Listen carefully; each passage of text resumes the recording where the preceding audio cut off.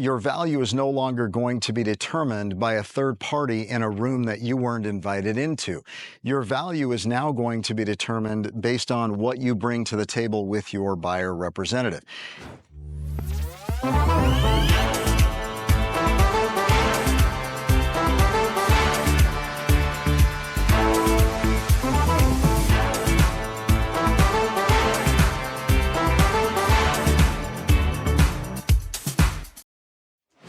Hey guys, as you know, my name is Rod. I'm the broker owner of NextHome Navigator here in Salt Lake City. Today I wanted to take a second and address a question that is really confusing, and we have been getting a lot of this question, and it's this.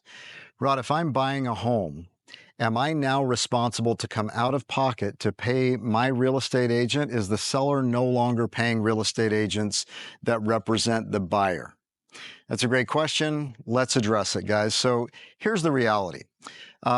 Buyers are now responsible for a down payment to be able to qualify for the loan, and they get a lot of money typically from a bank or they're coming in with cash.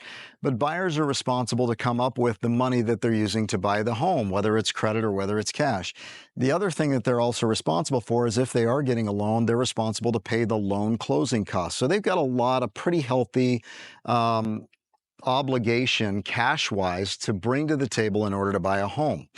The reason that most of the time the money to pay the real estate agents has come out of the seller's side of the transaction is because the seller's just got a whole bunch of money from the bank and the buyer in exchange for their property, and now they can take some of that money and allocate it to different places. Well, the reality in today's world with the new changes in the lawsuit is that in almost 100% of the cases, the money is still going to come from the seller's portion of the funds. The difference is simply this. In the past, a real estate agent who listed a property met with a seller, and in that meeting, they would determine if and how much money they were going to offer a buyer's representative or a buyer's agent if they brought a buyer for this property. So it was basically money to incentivize people to show this property and to help sell this property. And agents used all kinds of strategies. I've seen lower commission offers to make it a little bit more lucrative for a seller.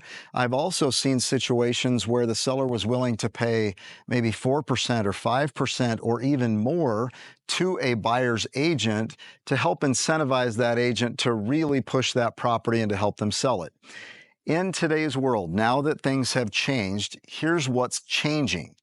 The buyer is now going to meet with the buyer's agent independent of whatever house they choose.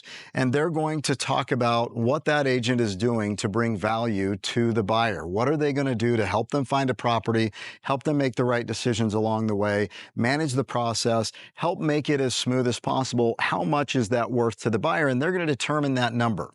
Then you're going to go out and look at every property that's available on the market that matches your criteria and your price range and the location that you want to live in.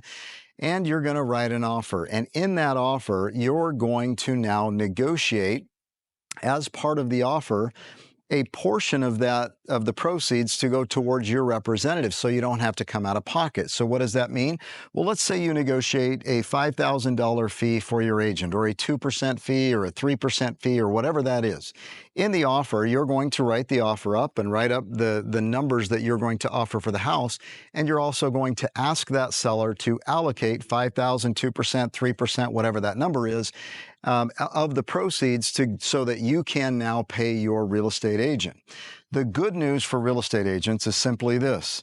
Your value is no longer going to be determined by a third party in a room that you weren't invited into. Your value is now going to be determined based on what you bring to the table with your buyer representative. It's really a game of semantics. Is it going to drive commissions down? In some cases, it might. Over the past several years, I've heard a lot of people have bad experiences with real estate agents.